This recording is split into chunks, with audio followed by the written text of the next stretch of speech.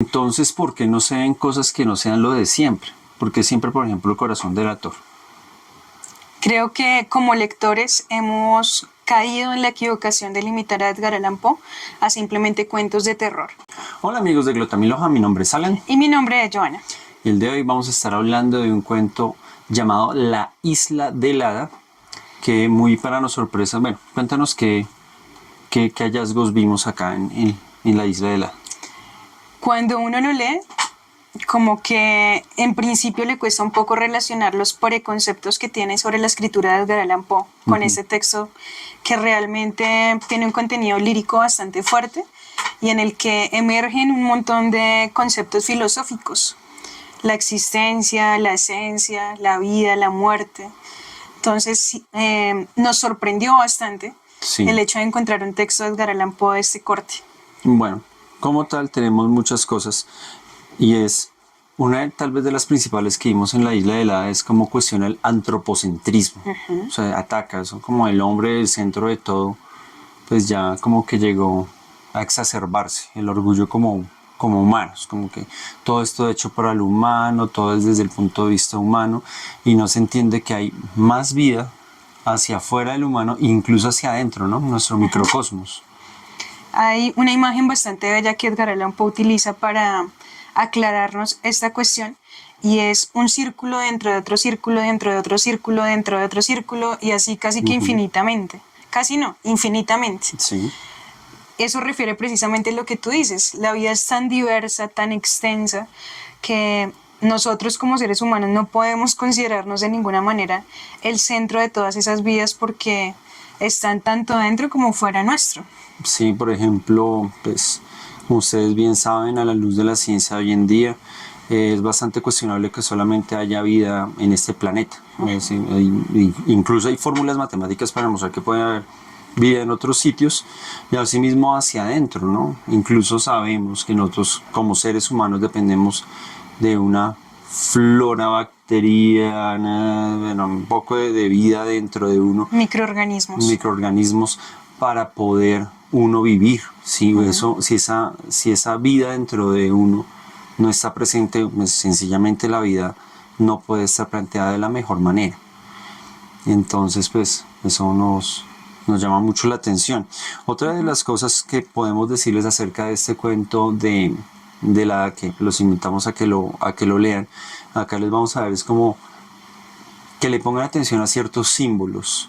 Por ejemplo, tenemos, esa es una flor, ¿verdad? Los asfodelos. Una flor que, pues, si ustedes lo indagan un poco, verán que es un simbolismo acerca del Hades, del inframundo. Lo que de pronto dentro de la cultura judeocristiana vendría a ser el infierno.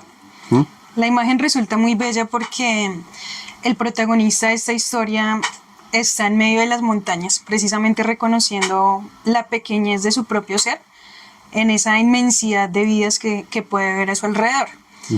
Entonces, hay un momento de la narración en que nos dice que ve dos escenarios que se contraponen, que son muy diferentes, pero que al mismo tiempo se complementan.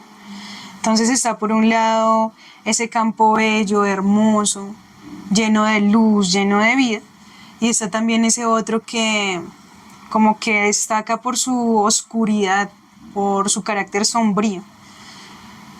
Listo, muy bien. También está una dualidad que podemos ver que está presente dentro del cuento, y es que el oriente es triste y el occidente pues está la alegría, pero al mismo tiempo está la dualidad, al mismo tiempo porque justamente los asfodelos están de la parte occidental de esta isla del Hada. Entonces pues nos deja ahí. También tenemos otros símbolos referentes a la muerte, por ejemplo el árbol del ciprés.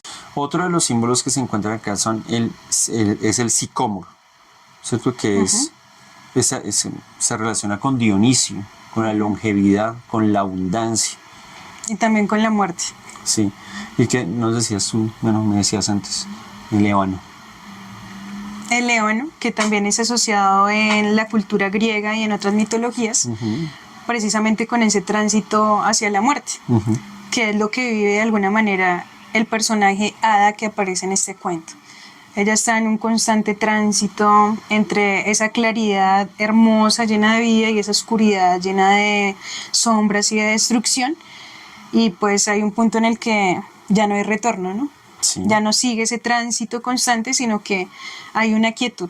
No les vamos a decir pues de qué lado queda el hada, como para que quede ahí la pregunta y la curiosidad en ustedes. Sí, no es la clase, digamos, de relato que podamos darles mayor detalle porque les dañamos la lectura.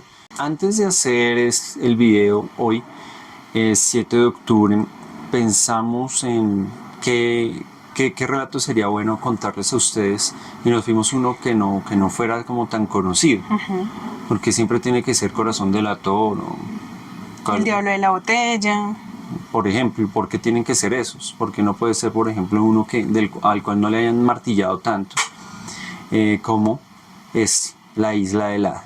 Y qué grato descubrimiento.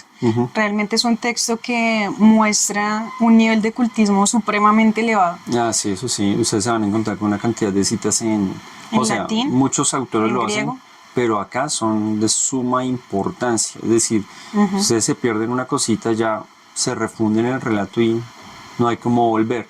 De otro lado, pues también recordarles que hoy 7 de octubre pues se conmemora la muerte de Edgar Allan Poe, que fue en 1849, y además de eso, pues apenas con 40 añitos, ¿no? Entonces, dejarles ahí ese dato curioso y esperamos que pues, puedan disfrutar de este cuento tanto como nosotros lo hicimos.